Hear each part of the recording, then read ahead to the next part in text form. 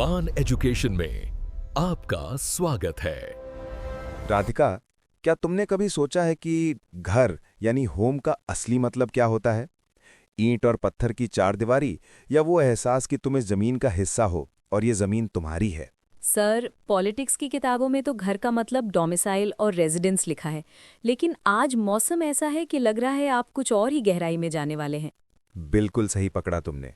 आज हम जिस चैप्टर को डिकोड करने वाले हैं वो संविधान का सबसे भावुक हिस्सा है।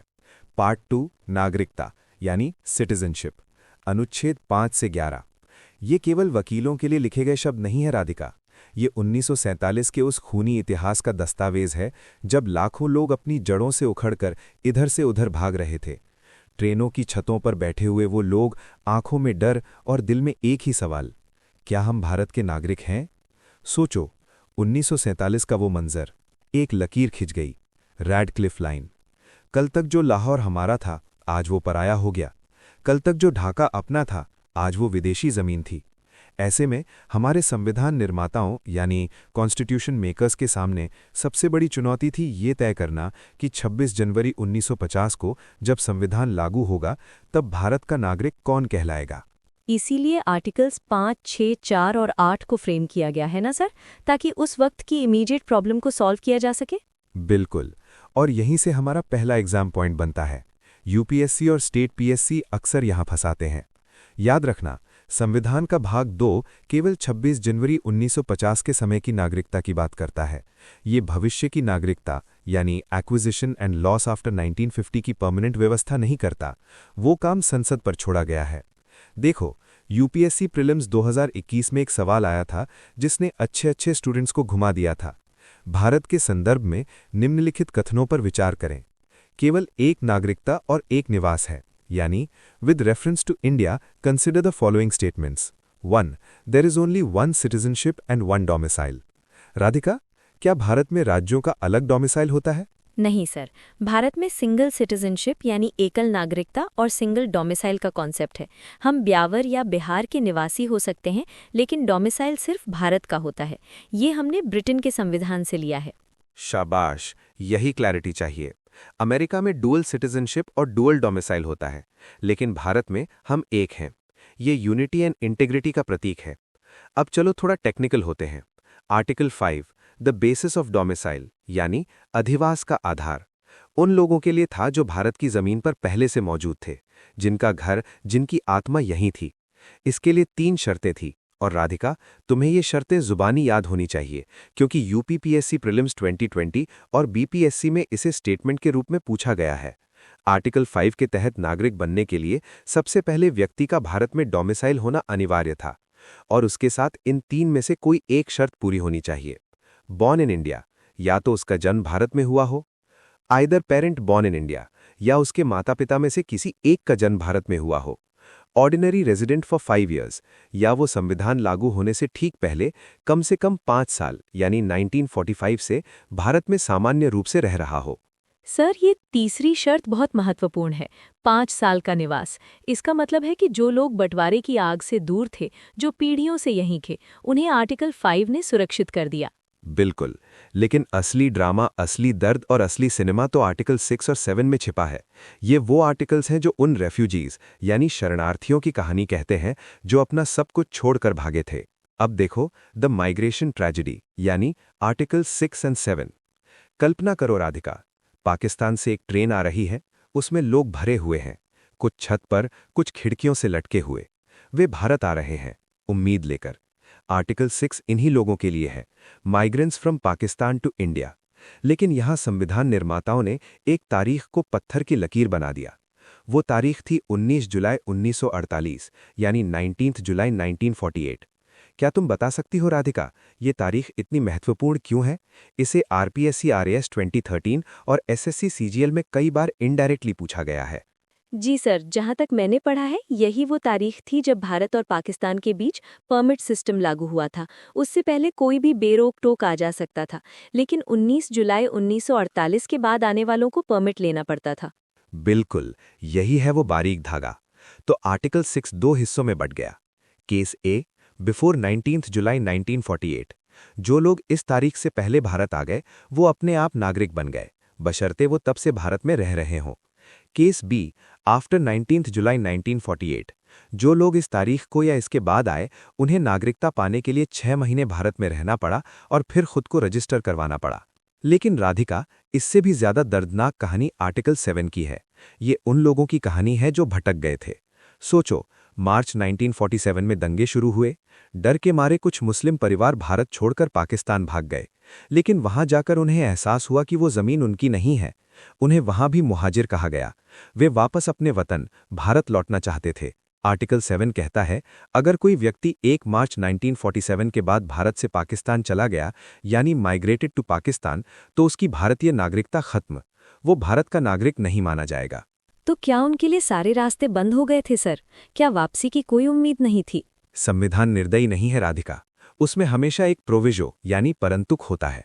आर्टिकल 7 ने कहा, अगर ऐसा व्यक्ति रीसेटलमेंट परमिट लेकर वापस भारत आता है तो उसे आर्टिकल 6 के तहत 19 जुलाई 1948 के बाद आने वाला प्रवासी माना जाएगा। उसे भी 6 महीने रहना होगा और फिर खुद को रजिस्टर करवाना होगा। ये सवाल एमपीएससी राज्य सेवा मेंस में स्टेटमेंट के रूप में आया था।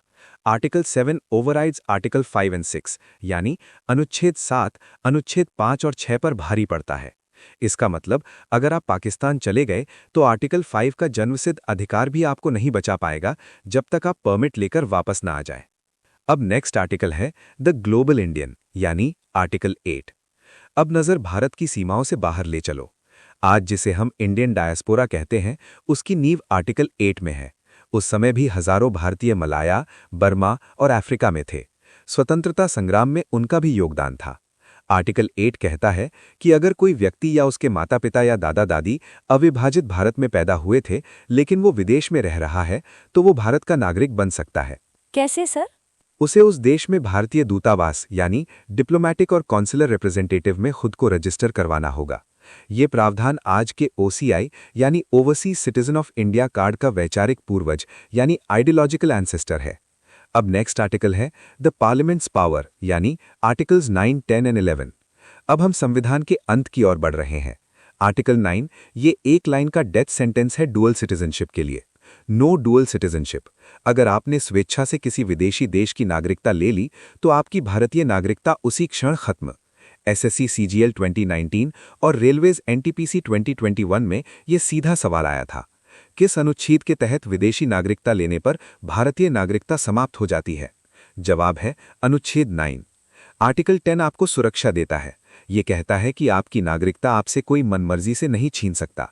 ये केवल संसद द्वारा बनाए गए कानून यानी subject to provisions of any law made by parliament के तहत ही छीनी जा सकती है। और यह है सबसे शक्तिशाली अनुच्छेद। इसने संसद को ब्रह्मास्त्र दिया। संविधान ने हाथ खड़े कर दिए और कहा, भविष्य की नागरिकता संसद बनाएगी।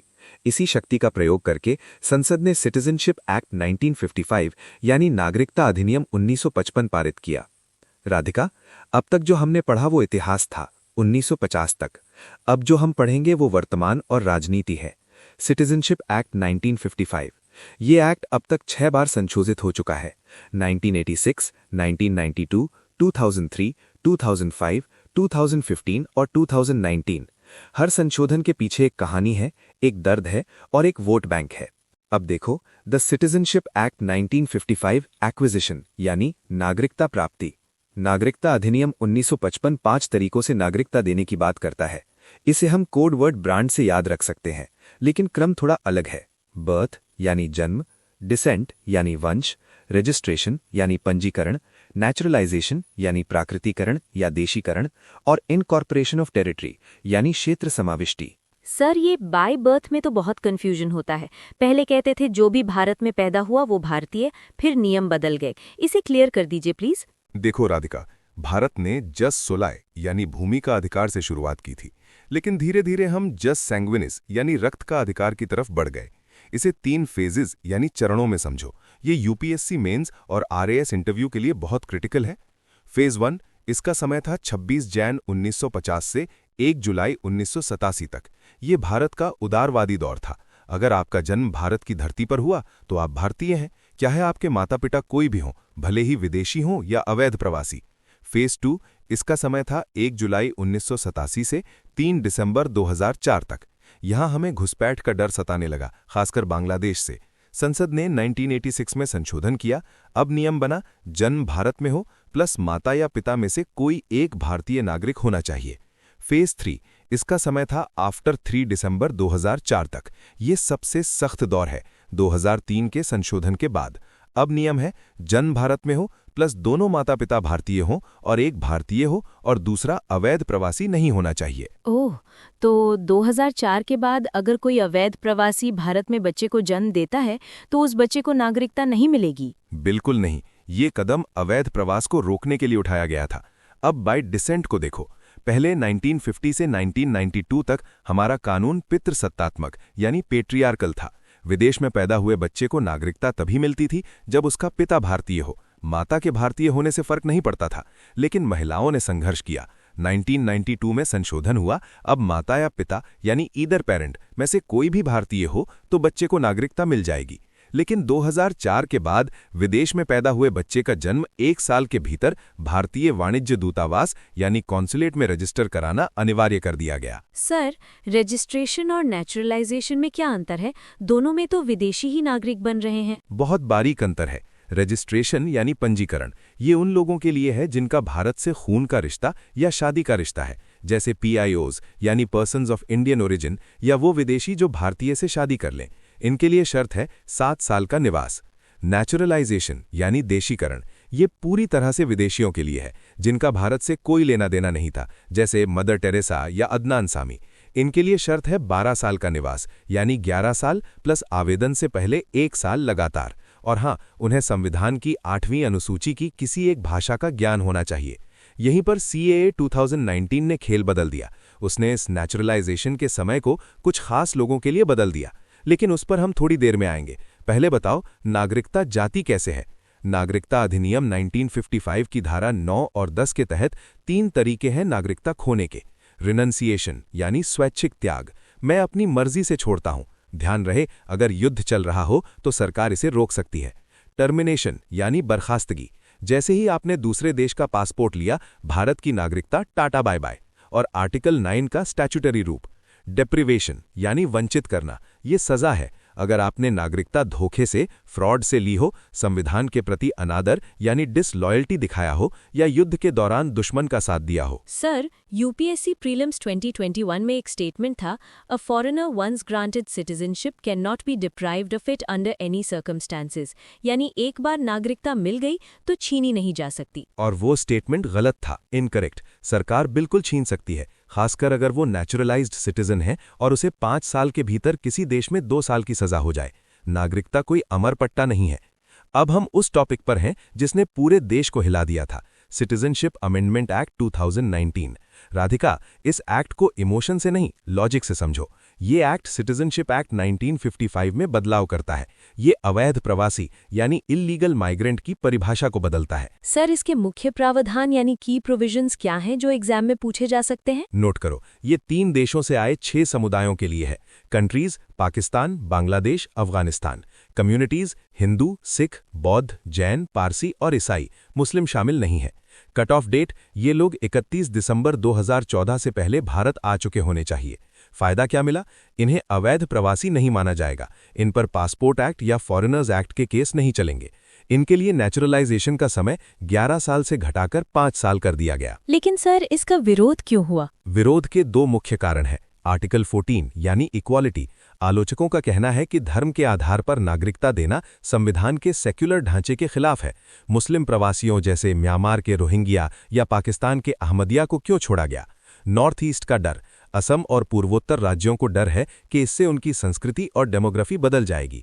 इसीलिए सरकार ने एग्जेम्पशंस यानी छूट दी है। 6th schedule areas, Assam, Meghalaya, Tripura, Mizoram के आदिवासी इलाके इसमें शामिल नहीं है। Inner line permit areas, Arunachal Pradesh, Nagaland, Manipur, यहाँ CAA लागू नहीं होगा।